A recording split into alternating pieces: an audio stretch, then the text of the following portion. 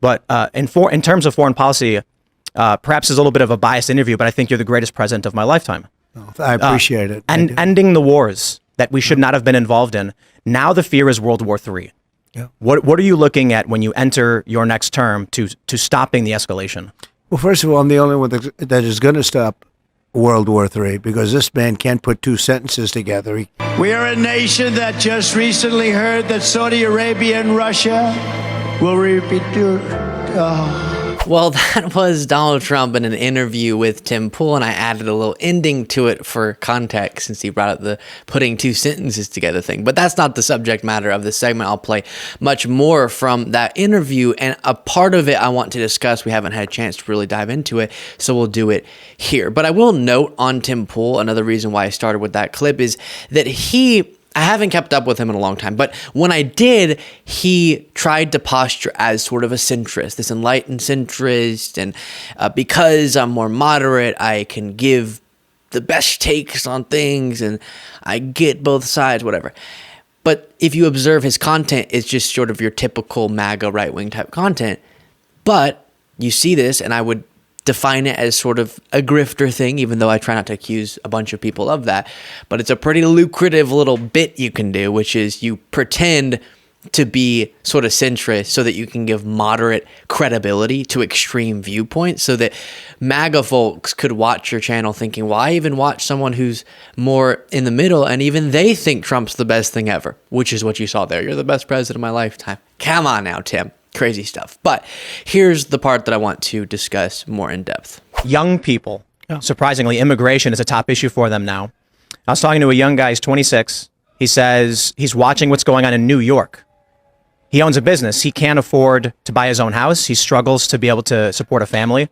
And I know that you've said that there's going to be the largest deportation effort in your next term. How do we do it?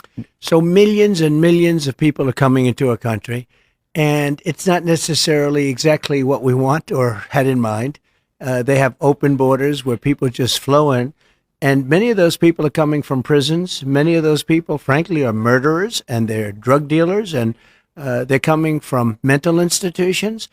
And they're coming from places that are not going to work very well. It's not going to be very good for our country. So I'm going to really quickly pause your viewing of this video to ask you to subscribe to the YouTube channel by clicking that subscribe button to help us continue to grow. We're going to start with that, and we have to get them out. No country can sustain what we're going through. I believe the number is 15, 16 million, could even be 17 million people right now. That's bigger than almost all of our states. I think it's freaking out young people. How do we do it, though? I mean, is it going to be new personnel? It will really be done with local police. You know, the respect has been taken away. The honor has been taken away from our police forces. They're not allowed to do anything. And whether it's libertarian or not libertarian, you have to have law and order. You can't have 500 people walking into a department store and just walking out with everything they have. And we have to give honor and respect back, and I believe immunity, because, you know, so often when a police person... All right, and then he goes on to explain his justification for wanting to give complete criminal immunity even to police officers in their position as an officer. So a lot to go through there. So let's walk through it. First, Tim Pool, I've said before, I hate when people exploit very real problems to push bad candidates with bad solutions.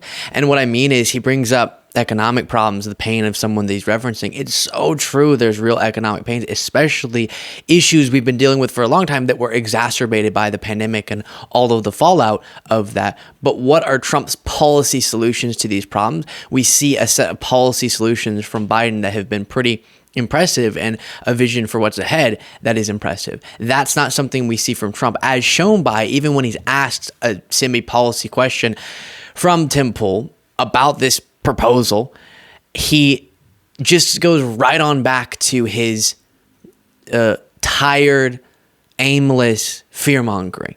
And so on the border, I can't, otherwise segments will get too long, even though you all know I love to go through this. I can't, every time a topic comes up when I want to get to something else in a segment, just go through my entire explanation, my entire framework for a given subject. In this case, his fear-mongering about the border and immigration. But just to quickly summarize and if you're a new viewer, go watch past videos that I've done where I explain more in depth. He's lying about the facts, the numbers, and the open border allegation, all that. So he's lying about the fact. The vile fear-mongering and dehumanization is not justified, no matter the issues that do exist. There are issues, and we do want to address those. But the crazy dehumanization is him choosing to put that above a level-headed policy conversation, as we've gone through before. Because if we wanted to have that level-headed policy conversation that didn't include these wild stories he tells to try to scare the bejesus out of his followers into voting for him, we could put that policy conversation first. And when we tried to, Trump directed MAGA to shoot down that deal. One note, a viewer, the viewer who's been watching the show for the longest, I should say, he asked me to clarify the talking point from Republicans saying that Biden doesn't need Congress to act. That's why MAGA Republicans are obstructing solutions, even written by conservative senators, because he could do it all just with executive authority. Well, that contradicts what they were saying when Trump was president and they were fear-mongering about a crisis, and then saying Congress needed to act. So there's a contradiction there that should be pointed out. And the 2020 dip, by the way, was because of the pandemic. So just setting that aside, and see past segments if you're interested in more of my thoughts on the border and why Republicans are not the party that are serious about addressing issues. And also those issues don't justify the rhetoric we hear from Trump and the poison in the blood and all this sick stuff. I do want to talk about this immunity proposal from Trump.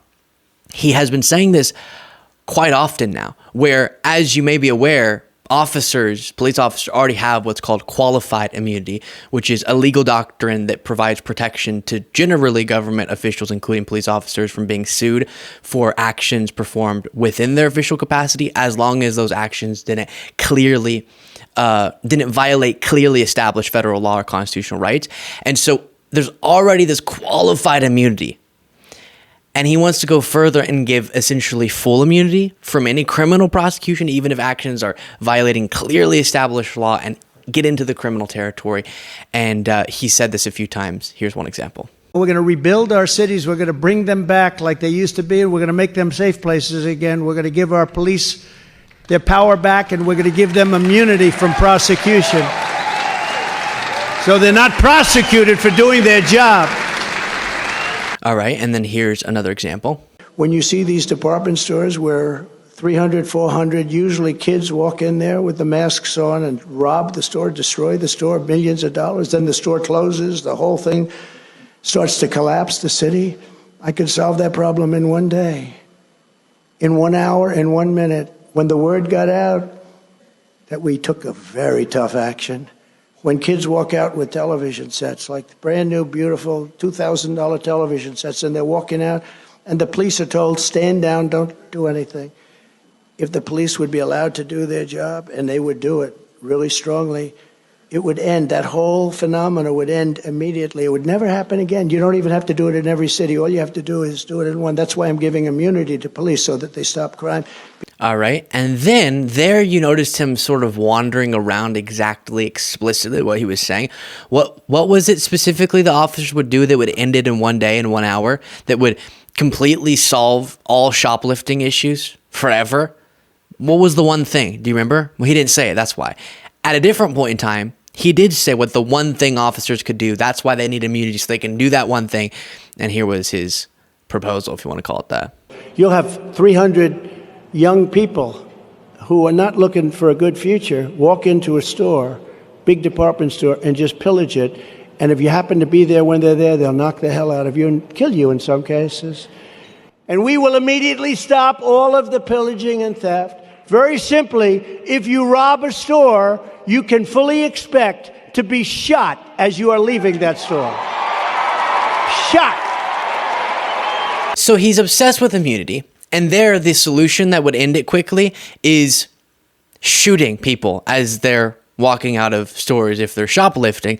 And he explicitly kept saying that these are often children, or I guess youths, and these underage individuals should be shot in the back for shoplifting. That's what he's saying. That's why police officers need criminal immunity in his mind. He also wants to give himself criminal immunity. So imagine that future. Him as the president getting dictatorial immunity, and then officers having complete immunity to do whatever they want. And I will add a few bits of context and then give my general thoughts. New York Times reports, in most of the country, retail theft has been lower Retail theft has been lower this year than it was a few years ago, according to police data. So just like what we're seeing with crime generally under President Biden, it's rapidly declining, not the opposite narrative that they push. Axios reports murders declined by nearly 20% in 204 cities during the first 3 months of 2024 compared to the same period last year. So we've done a lot of discussion of 2023 as we have the full scope of those numbers, but just in the first few months of 2024 in major cities, the cities that Trump fearmongers the most about,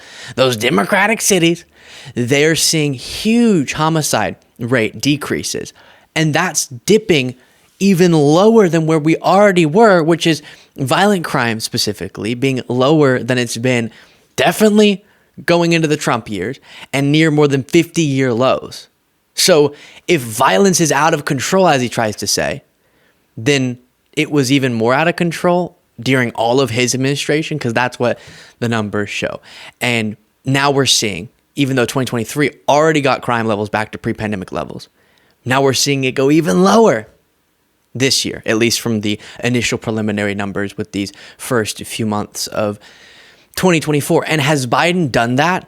Not that it's just him, but to talk about the candidates. Has Biden done that through giving officers immunity? No.